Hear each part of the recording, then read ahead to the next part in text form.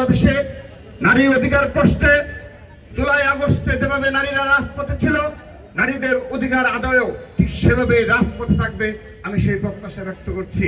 প্রিয় উপস্থিতি, আমি আজকের এই আন্তর্জাতিক নারী দিবসে এটি উদযাপন করার মতো দিবস, কিন্তু এই বাংলাদেশ আজ এই 25-24 সালের পরবর্তী বাস্তবতায় 25 সালে যে বাস্তবতায় উপনীত হয়েছে, বিশেষ করে সর্বশেষ সময়গুলোতে এই নারীদের প্রতি সহিংসতা, নির্যাতন যেভাবে বৃদ্ধি পেয়েছে এবং সারা দেশে ধর্ষণ সহ যে ধরনের নারীদের প্রতি সহিংসতা বৃদ্ধি পেয়েছে, আমরা সত্যিকার অর্থে ক্ষুব্ধ, আমরা ব্যথিত।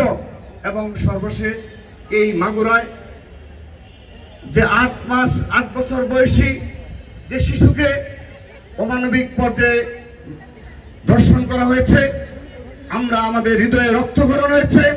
আমরা শুধু স্পষ্টভাবে বলতে চাই, দৃষ্টান্তমূলক শাস্তি নিশ্চিত করতে হবে।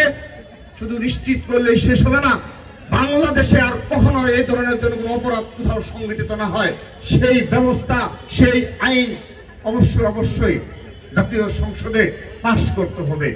যে শত শত হাজার হাজার ঘটনা আমরা মিডিয়ার চক্ষুর আলো অন্তরালে থেকে যাচ্ছে, যেগুলো আমরা ভিডিও কিংবা অডিও কোনোভাবে আমরা পেয়ে থাকি না, এভাবে হাজার হাজার নারীরা যেভাবে শিশুরা নির্যাতিত হচ্ছে, সে ধরনের আমরা সমাজ ব্যবস্থা কায়েম করবো ইনশাআল্লাহ। শহীদ আমাদের জনাব তারেক রহমানের নেতৃত্বে আমরা ছাত্রদল আমরা নিশ্চয়তা দিতে পারি, আজকের এই অনুষ্ঠানই শুধু নয়, আগামীতেও এই আন্তর্জাতিক নারী দিবস উপলক্ষে না শুধুমাত্র নারীদের জন্য ছাত্রদল পৃথক পৃথক কর্মসূচি পালন করবে।